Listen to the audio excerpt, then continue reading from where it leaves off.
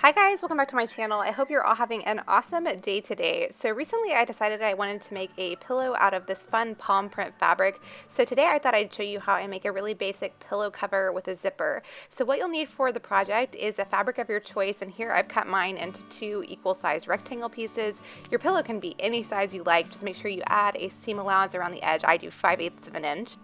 You'll also want either a pillow form or some fiber stuffing. I'll go over that a little bit later in the video, and then also a zipper that covers most of one side of your pillow.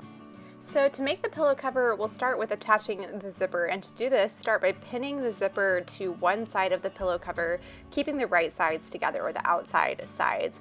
You'll keep the outside of the zipper to the outside of the fabric.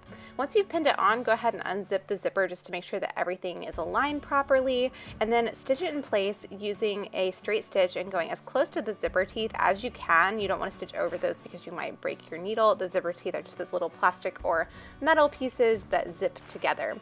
And if you don't want your zipper to show at all, you can use an invisible zipper. I've just gone with a standard one because that's what I had on hand when I started this project, but if you don't want it to show, just use an invisible zipper. They're pretty easy to find.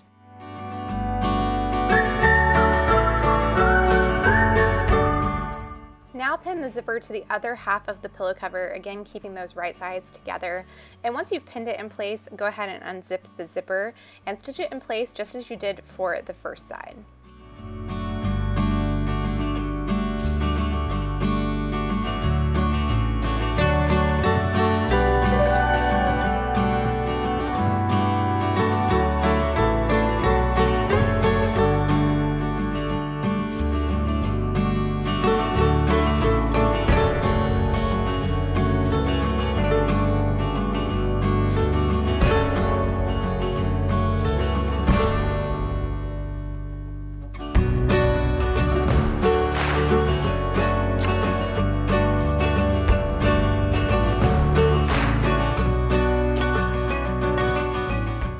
As you can see here, the zipper is working properly and everything looks really neat and tidy. I was very happy with how that turned out. So now we can go ahead and assemble the pillow itself.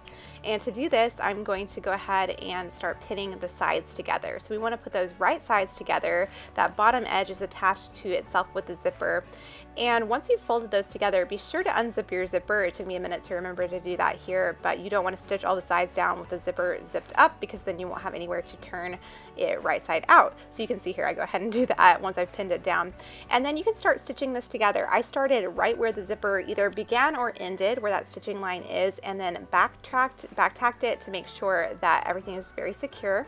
And then using a 5/8 of an inch seam allowance, I stitched all the way around all the sides of the pillow, keeping it really nice and straight and tidy, and going all the way around to the other side and back-tacking again at that end.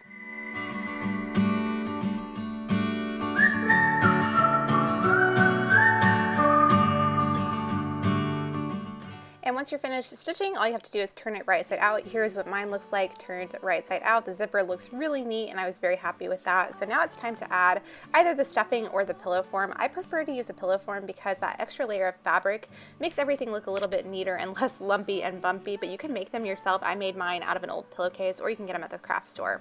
So just add that to your pillow cover and zip it up. I like to mess around with mine for a minute and make sure that everything is in the corners and then it looks nice and neat. But yeah, you guys, that is it.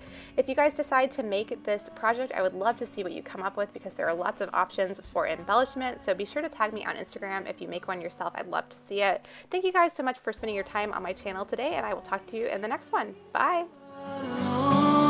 Here, I'll stay till dawn. The breeze in the sky.